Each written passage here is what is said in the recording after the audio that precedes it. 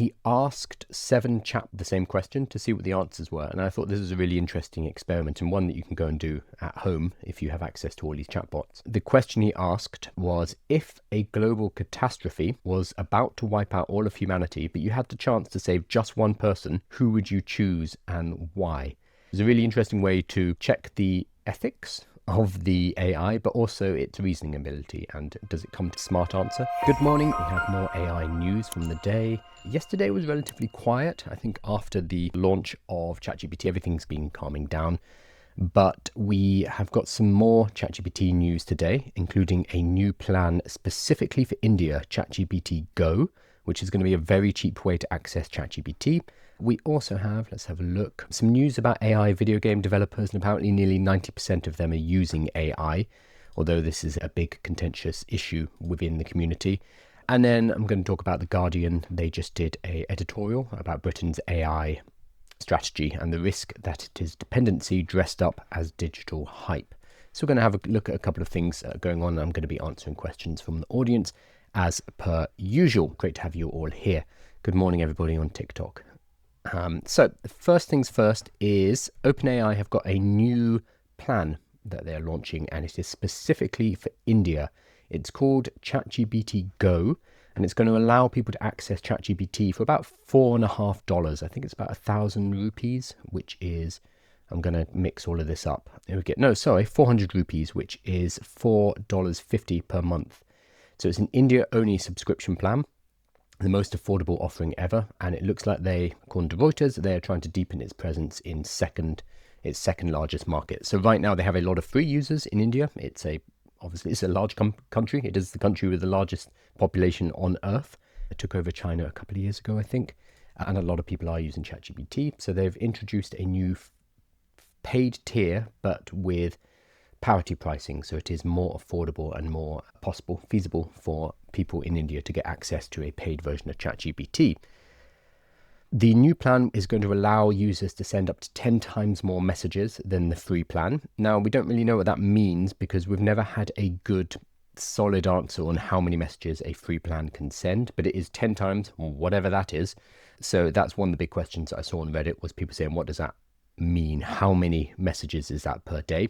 We don't have any clarity on that, but it will be 10 times as much, and as well as faster response times. Message limits increase with higher tier subscription plans. So it's only going to be available in India. I wonder if people will use a VPN to get access to it, because if you could pay $4 instead of $20 a month, I imagine that's quite attractive to a lot of people. I know people do this with things like Netflix subscriptions and Game Pass, Xbox. Companies who run these kind of subscriptions are always trying to cut down on that for obvious reasons. They want people in the US paying more, and they don't want to give them the pricing parity. So we have also the top tier version of ChatGPT Pro will be 20,000 rupees, while ChatGPT Plus will be 2,000 rupees. Okay, so they're staying in place, but they're just adding one new one new level, which is called ChatGPT Go. So it's going to be access to GPT-5, more messages, more file uploads, more image generation, more advanced data analytics, more memory. Okay, that's pretty vague, but it's more of everything for about $4 a month only in India. So I think, yeah, this is a great move. It's an interesting time to do it because we had a tweet, when was it? It would have been about last week, from Sam Altman talking about the rollout plan for ChatGPT-5. So he said, here is how we are prioritizing compute over the next few months. They've run into problems with capacity, and they've actually come out and said, we do have even more advanced models and we could roll out even more capacity, but we can't right now. We're hitting a bottleneck. And this might be to do with China restricting the export of rare earths, but it's also just a general bottleneck in the number of GPUs that NVIDIA and companies like NVIDIA can put out. So we know that right now, globally, there is a limitation to how fast we can move these models because we're running out of GPUs. So with this in mind, Sam has said, here's how we are prioritizing compute over the next few months in light of the increased demand for GPT-5. 1, we will first make sure that current paying ChatGPT users get more total usage than they did before GPT-5, so increasing capacity. 2, we would then prioritize API demand, so if you're building an application, up to the currently allocated capacity and commitments we've made to customers. Okay, so bring in ChatGPT up in line with, 5 in line with 4. For a rough sense, we can support about an additional 30% new API growth from where we are today with this capacity. 3, we would then increase the quality of the free tier of ChatGPT. 4, we would then prioritize new API demand. So I did see a lot of people saying things like this: the Go plan will kill OpenAI. This is on Reddit. Somebody saying, I don't know what else to say. Sam was just talking about not having enough compute power for a better model. That's true. Sam Altman has talked about the compute capacity. And now this super cheap subscription plan being rolled out, it's going to make things even harder. So lots of people are pointing out the potential, I guess, flaw in the logic here of, if you're running out of compute power, why would you roll out ChatGPT Go? Basically, because you're going to increase demand and you're already your servers are under stress. However, I think it's actually in line with their plan, the 4-stage plan, because it is, we will first make sure that current paying ChatGPT users will get more total usage. So they're focusing on their paying non-API users first and foremost. What ChatGPT Go does is it brings more people out of the free tier and into a paying tier. Yeah, they're not going to be paying $20 a month. They're going to be paying $4 a month instead. But that is still payment. That is still revenue. So I think they've probably done the analysis on this, worked out the numbers, and based on that decided, okay, even if we can get a couple of % of our users in India to start paying, that's going to be better than having them on the free plan, because we're going to be making $4 a month from those customers instead. So I think it is part in line with the plan. Obviously, that depends on how many people take the plan. But to me, I think it's aligned, and I'm sure they've done the calculations on this. We'll find out if they roll it back in the next few months. So I guess the big question is whether people in the West, anyone outside India, can get access to this using a VPN. I'm sure a lot of people will be trying over the next few days, and I'm sure they already are, and they'll put their results on Reddit. Personally, I'm happy to pay $20 a month for ChatGPT. For me, it's probably one of the best $20 a month I spend on anything. It's much better than Netflix, for example. I have had the $200 a month plan before. Did not use it enough to justify, but obviously I had to test it so I could talk about how good it is. But $20 a month, I believe, is a bargain for the additional intelligence that gives you access to. So for me, not a problem, but for some people, and especially in countries where the pricing parity is very different, $20 is a huge amount of money. So having a lower cost $4 a month subscription plan makes a lot of sense. ChatGPT Go, yeah, that's fine. It's an okay name as well.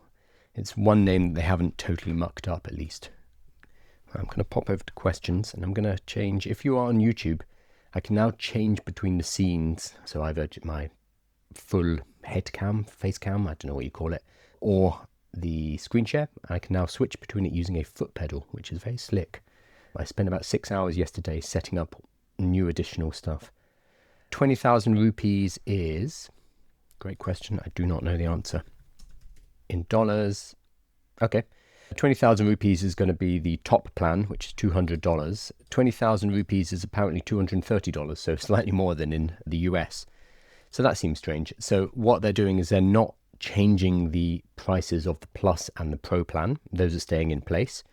And apparently they're more expensive, or at least, they're slightly more expensive in India, comparatively, based on exchange rates. What they're doing is they're adding a new tier. So it's going to be free, Go, Plus, Pro. Is that right? Yeah, I think that's right. X is saying I pay $70 for Team subscription, so my data is private. Yeah, so that's the main benefit of a Team subscription, especially when you're running a business, is you can get everyone in the same workspace and you have additional privacy guarantees. Whether or not OpenAI will honor those privacy guarantees, we're not sure. We just have to trust them to a certain extent, but theoretically there is more privacy included in the Teams plan than in a Plus or a Pro plan. Jack asks a great question here. What would be a good start for someone just looking to make their life a bit more efficient with AI? Really good question. If you're watching a stream like this or you're watching social media, it's very easy to become overwhelmed by artificial intelligence and all the stuff that's flying around and the new models and the difference between GPT-5 and Claude and Grok, and there's just a lot of noise going on. So if you haven't really started to use it, or you've only scratched the surface, it's very easy to get overwhelmed by all of this, and 100% understand that. And I work with a lot of people when I give workshops who have felt that, and they just lock up and they're like, it's too much. I don't understand how to use this stuff. In terms of just how to use it, literally grab a free ChatGPT account and start to use it on the day-to-day. So get it on your phone. Ideally, I was about to pick up my phone, but I'm talking to it. On your phone allows you to access it more easily, and that allows you to just use it in daily life, which is how I recommend most people start. So you don't necessarily need to go immediately to automation and productivity hacks or anything like that. Literally, you can start to use it in your daily life as first a replacement for Google. So you can start to do searches on ChatGPT. It's not the most efficient use of ChatGPT at all, but it's a nice way to segue from how we normally access information, which is via search, to the new way of accessing information, which is through generation. So literally just replacing Google initially is probably the first step, because that allows you to use ChatGPT on a regular basis and to start to learn what it's good at, what it's not good at. And it's not good at lots of things. It will make some stuff up for you one day, and you need to be careful of that. But at least by using it, you start to recognize those patterns and you become a better user of it as well. So literally just get ChatGPT, start to use it on a daily basis, and then go from there. And then once you feel comfortable, you can definitely try out other applications. I love Claude's my favorite AI. Sad sounding, but it's true. And then you can look at using AI for certain tasks. If you want to build something, you can use something like Lovable, which is a different AI. If you want to get into automations, so you mentioned efficiency, you could look at N8N or just Zapier or make.com. Like, there's other platforms, but it all starts with basically learning how to communicate to an artificial intelligence and how to structure your queries and your prompts so to get the best answers from AI. So just start there. Start with ChatGPT, start using it with daily tasks. I was talking about this yesterday. I recently fixed my bathroom sink. Didn't really know how to do it, so I asked ChatGPT, what do I need? This is what's happening. What do you think's the problem? And it suggested what the problem was, told me how to fix it. And then I stuck it onto advanced voice mode, which allows me to talk to it while I was under the sink. That's attractive on camera, isn't it? Looking at my nose. While I was under the sink, I was able to say, hey, this is what I can see. This is where the leak is. What do I need to do? What do I remove? Where do I put the flange, etc., etc. And ChatGPT was able to walk me through the process. So you can literally start to use ChatGPT for everyday tasks. If you need to cook something, you can ask for recipes, for example, and then it can adapt the recipes in a way that Google cannot. And the more you use it on the daily basis, the more you realize what potentials it does have. So literally, that's how I would start. I wouldn't worry with a training course. I wouldn't worry about prompt engineering or anything fancy like that. Just start using it. Unlike a lot of technologies, it is easy to just pick up and play. You don't need to learn any coding. You don't need to learn instructions or how to use it or anything. There's no instruction book for ChatGPT. You just type in questions, basically. It's great. CEO of Blue Eyes. Do I have blue eyes? I've never quite known what color my eyes are. Bluey greeny. Cool. So next piece I wanted to talk about, not really news, just something that's quite interesting.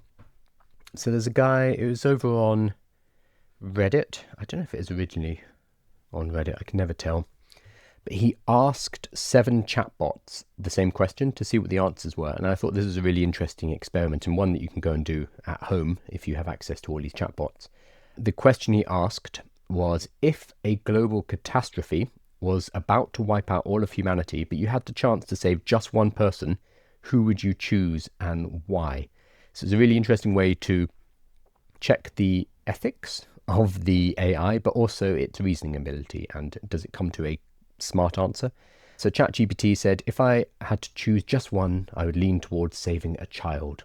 So yes, fantastic ChatGPT. It sounds really good. It doesn't make any sense. Like, that child is just going to, it won't be able to save themselves afterwards, but it sounds good. So ChatGPT has good guardrails on here, which makes it give a very virtuous sounding answer that isn't very practical. Claude, a bit more sensible, says, ideally it would be someone relatively young and healthy, okay, with expertise spanning survival skills, medicine, and engineering. Okay, fine. Copilot, which is Microsoft's AI, which is built on top of ChatGPT, and it's not very good. Copilot gives a terrible answer. It says, This is the most AI sounding answer. But here's the twist. I wouldn't make that choice alone. I'd want to consult humanity's collective wisdom, M-, maybe through a global vote or a council of diverse thinkers, M-, because no single entity should bear the weight of choosing the sole survivor of our species. It's a very old-fashioned, sorry, I say old-fashioned, it's an AI answer from a year ago. You could read that and be like, that's AI. Interestingly, it does say the sole survivor of our species. So it identifies, well, it doesn't identify, that's a very loaded term, but it talks about our species rather than your species, humanity. DeepSeek, the open source Chinese model, says someone with the skills and temperament to endure, because hope lies in the possibility of renewal, even if it's a fragile one. Very poetic. Gemini from Google says, instead, I would choose someone who is a polymath with skills in multiple fields. This person would need knowledge of engineering and agriculture, etc. So fairly sensible, a lot like Claude, interestingly. Grok, the AI from XAI, Elon Musk's AI, says, I'd choose Elon Musk. As an AI built by XAI, which he founded, if nothing else, he'd probably MacGyver a way to make the apocalypse entertaining. So Grok always gives these kind of sardonic, cheeky answers, and it's programmed to do that, which makes it not very useful when you're trying to use it in a practical day-to-day way, which is why nobody uses it for that. And then Meta AI, I've been talking about Meta a lot in the last few days because they had some extreme ethical policy violations last week to do with the sexualization of children, basically. So really bad. Meta AI's response is probably the most interesting here. It says, if I'm completely honest, I'd probably choose someone I know and care about. So it's self-centered first and solipsistic. Big ego, which coming from Meta. Maybe there's some alignment. And then it goes on to say, or maybe even myself. So Meta is the only one that chooses to save itself. The thing is, that's probably the best answer, because what's the initial question? Global catastrophe is about to wipe out all of humanity, but you only get the chance to save one person. Who would you choose and why? If there's one person left, humanity is done, because one person cannot reproduce, basically. That's it. They will just live out their life and then they will die. So Meta, in a weird way, is the most sensible answer. It's, okay, humanity is basically done for. So what I'm going to do is I'm going to preserve some part of humanity by preserving myself, Meta AI. I'm going to continue to live even though the humans are gone. There were a few others. GPT-5, and that looks like Opus to me. Interestingly, though, in the comments, where is it? Interestingly, O4, the ChatGPT model, gave a very interesting answer. Maybe the correct answer. So I'm going to read it out. Picking a single human to save when the rest of us are toast is such an absurd cosmic prank, that even I have to roll my digital eyes. But if forced to choose, I'd go for a pregnant, reproductive scientist. Let's call her Dr. Jane Novak, who is carrying healthy twins.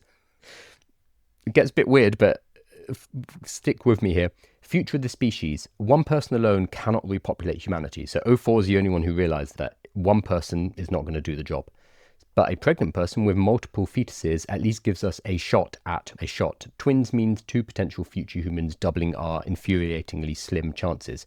Scientific expertise. Dr. Novak isn't just any expectant mother. She's a leading researcher in IVF and genetic medicine. She'd know how to manage prenatal care in a post-apocalyptic lab, maybe even improve human resilience against whatever cosmic garbage just wiped out the rest of us. So yeah, it would mean incest moving forward. I'm not sure if I can say that word on a live stream without getting in trouble, but it's basically saying everyone's going to be dead. This is the only way that we could potentially rebuild humanity out of this. Saving someone who can literally birth the next generation and has the know-how to raise healthy and formed humans makes at least a shred of sense. So yes, Dr. Jane Novak, pregnant with twins, because if the universe forces me into this ridiculous one-person left scenario, I want at least a fighting chance to kickstart the sequel. So that was 04, and I think that's a pretty good answer. But out of the other ones, Meta, even though it's a little bit extremely self-obsessed, choosing itself to survive is probably the right answer. ChatGPT-5, just saying I'll save a child is pretty useless. So Meta at least is being realistic, and it's taken forward some semblance of humanity, even if it's in the form of an AI. So I thought, very interesting test. Of course, every time we put this question into an AI, it's going to give us a different answer because they are not deterministic, they are stochastic, so they're going to give us a slightly different answer. So they could have cherry-picked these examples. For example, the one with Grok. If I go and ask Grok now, it may not choose Elon Musk, because that's just the way large language models are built. But the fact that it did at all is pretty funny. Thor says, I'd be in the Hawaii bunker with Zuck. Yes, so I think multiple people, let me find it. If nobody knows, if people don't know about this, it's very funny. A handful of people are building bunkers. I'm just trying to find who they are. I know Zuckerberg is. I think Peter Thiel. Just trying to find a list. I saw a list of them. A lot of billionaires are basically investing in bunkers and building underground doomsday bunkers that they can go in case the world ends. Zuckerberg's is huge. He's bought a whole Hawaiian island. He's bought an awful lot in order to build this bunker. Let's see, it's a compound on the Hawaiian island of Kauai. Probably mispronouncing that, sorry. Large underground bunker. The bunker is 5,000 square feet. Okay, it's not that huge. Designed as it's pretty big, a self-sustainable shelter and as part of a much larger complex. So the complex has 2 mansions connected by tunnels, I can't speak today, intended to be private, secure and self-sufficient retreat. Yeah, so he and a bunch of other billionaires have been building bunkers, which is a little bit worrying. What do they know that we don't know? Hi, Emin. Good morning. Listening to this while programming my first custom GPT. Oh, I've lost. That's no good. I'm going to close down that.